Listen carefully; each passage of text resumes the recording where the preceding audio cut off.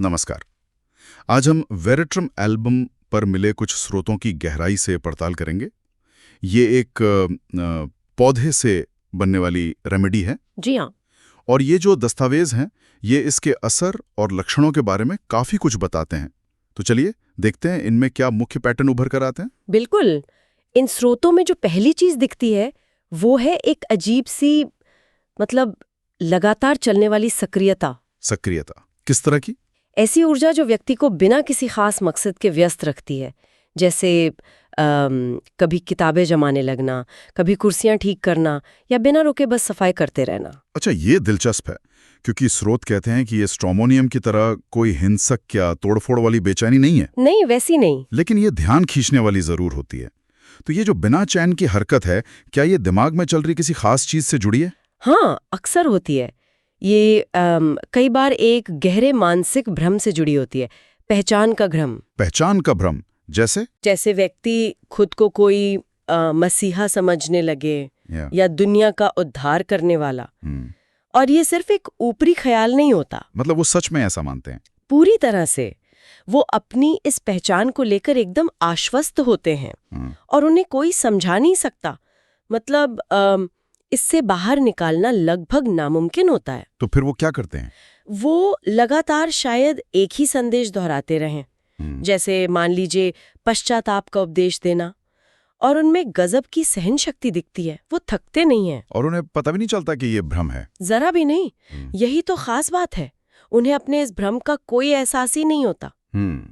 तो ये सिर्फ एक सोच है या उनके व्यवहार में, दूसरों के प्रति रवैये में भी दिखता है? नहीं नहीं, ये व्यवहार में साफ झलकता है। धीरे धीरे ये भावना बदल सकती है। खुद को दूसरों से बहुत बेहतर समझने में, एक तरह का अहंकार। अहंकार? हाँ, जिसे रेमेडी लक्षणों के एक विस्तृत कोश रेपेटरी में हॉटी यानी अभिमानी कहा गया है। अच्छा, हॉटी। जी, व्यक्ति ना वो असलियत से जैसे कट सा जाता है। उसे लगता है कि बस वही सब जानता है, बाकी सब गलत है। वो काफी आलोचक, निंदक बन सकता है। लेकिन स्रोतों में मैंने पढ़ा कि कभी-कभी यही मानसिक स्थिति एकदम उलट, मतलब गहरी उदासी या निराशा में बदल जाती है, खासकर युवा लड़कियों में पीरियड्स के दौरान। हाँ, आपने सही पकड़ा। ये एक विरोधाभास जैसा लगता है, पर होता है। ये जो अहंकार और श्रेष्ठता का भाव है ना, ये कई बार निराशा के गहरे दौर के साथ बदलता रहता है। अच्छा। हाँ, व्यक्ति अचानक अपने या दुनिया के हालात पर एकदम बेहद निराश महसूस कर सकता है। और स्रोत ये भी बताते हैं कि अगर ये स्थिति लंबे समय तक चले तो ये गंभीर मानसिक असंतुलन, जिसे हम पागलपन कहते हैं, उसमें बदल सकती है। ये तो बड़ा अजीब है, मतलब एकदम उलट भावनाएं, खुद को महान समझना और फिर गहरी निराशा। स्रोत बताते हैं कि ये जुड़ती कैसे हैं और क्या शरीर पर भी इसके कुछ खास निशान दिखते हैं? स्रोत इसे एक ही पैटर्न का हिस्सा मानते हैं जो व्यक्ति की अंदरूनी अस्थिरता को दिखाता है। और हाँ, शारीरिक लक्षण भी काफी खास हैं। जैसे कि? जैसे बहुत ठंडे पेय पीने की जबरदस्त इच्छा। ठंडा पानी या बर्फ। हाँ, बर्फ तक। हाँ, और फलों की इच्छा, खासकर खट्टे फल। खट्टे फल। और कुछ? नमक की बहुत तेज तलब। नमक, अच्छा। और एक और बहुत खास बात, पूरे शरीर में बहुत ज्यादा ठंड लगना, जैसे अंदर से ठंड लग रही हो भले ही कमरा गर्म हो। बड़ी अजीब बात है, दिमाग में इतनी गर्मी, इतना अहंकार और शरीर एकदम ठंडा। ये तो हुई वो स्थिति जो धीरे धीरे विकसित होती है।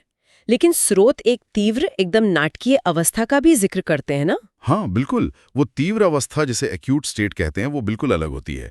उसमें क्या होता है कि अचानक बहुत तेज विस्फोटक किस्म की उल्टी और दस्त शुरू हो जाते हैं। विस्फोटक मतलब बहुत ज्यादा? हाँ, स्रोत इसे कहते हैं प्रचुर पानी जैसा स्राव, मतलब शरीर से तेजी से पानी और जरूरी तत्व निकलने लगते हैं। ओह हाँ हाँ, कॉलेरा मोर्बस जिसे कहते हैं। बिल्कुल, जिसमें शरीर तेजी से पानी खो देता है और शॉक में चला जाता है। बाप रे, ये तो लगता है जैसे शरीर पूरी तरह जवाब दे रहा है। इसके लक्षण क्या होते हैं फिर? इसमें शरीर बिल्कुल ठंडा पड़ जाता है। उंगलियों के नाखून, होठ नीले पड़ सकते हैं, चेहरा एकदम पिचप जाता है। और पसीना? हाँ, माथे पर ठंडा पसीना आता है। साथ में तेज सिर दर्द, भयानक थकावट और ऐंठन भी हो सकती है। ऐंठन भी? जी, और स्रोत ये भी बताते हैं कि पीरियड्स के दौरान भी ये स्थिति आ सकती है। पेट दर्द, मतली और साथ में हिंसक प्रलाप भी। क्या इसमें दर्द और ऐंठन बहुत ज्यादा होते हैं? हाँ, मांसपेशियों में काफी फड़कन होती है और नसों का दर्द वो भी बहुत तेज, सिर में, हाथ पैरों में, जोड़ों में, कभी-कभी गठिया जैसा दर्द भी। इतना तेज के? इतना तेज कि व्यक्ति उन्माद की स्थिति में पहुंच सकता है, दर्द के मारे, और साथ में ठंड लगना और पसीना आना भी लगा रहता है। तो ये टैरेंचुला या स्ट्रोमोनियम जैसा हिंसक नहीं होता? उतना नहीं। मतलब टैरेंचुला में जैसे बेकाबू नाच होता है या स्टोमोनियम में हिंसक डर, वैसा नहीं। इसमें वो धार्मिक पुट, अहंकार और दूसरों की निंदा करने का भाव ज्यादा होता है। समझ गया। तो अगर हम इन सभी स्रोतों से मिली जानकारी को एक साथ देखें तो मुख्य बातें क्या निकलती हैं? एक तो वो उद्देश्यहीन लगातार चलती रहने वाली सक्रियता, हाँ, वो बेचैनी, फिर अपनी पहचान को लेकर गहरा भ्रम और खुद को श्रेष्ठ समझने का भाव, वो अहंकार, बिल्कुल, और कुछ खास शारीरिक इच्छाएं जैसे एकदम ठंडे पेय और नमक की तलब और शरीर का ठंडा रहना। जी हाँ, वो ठंडक। और आखिर में एक बेहद गंभीर तीव्र शारीरिक अवस्था जिसमें शरीर पूरी तरह ढह जाता है, हैजा की तरह। हाँ, वो कोलैप्स वाली स्थिति। तो इन सब का क्या मतलब निकलता है? देखिए, यहाँ एक विचार करने लायक बात ये उभरती है, जिस तरह इन स्रोतों में एक तरफ दिमाग की इतनी ऊंची उड़ान, महानता का भ्रम, अहंकार, और दूसरी तरफ तीव्र अवस्था में शरीर का इस कदर ठंडा पड़ना और पूरी तरह ढह जाना, हाँ, ये जो विरोधाभास है, ये चरम स्थितियों में मन और शरीर के कितने गहरे संबंध हो सकते हैं, शायद उसके बारे में कुछ संकेत देता है। ये अपने आप में आगे सोचने और समझने का एक विषय है।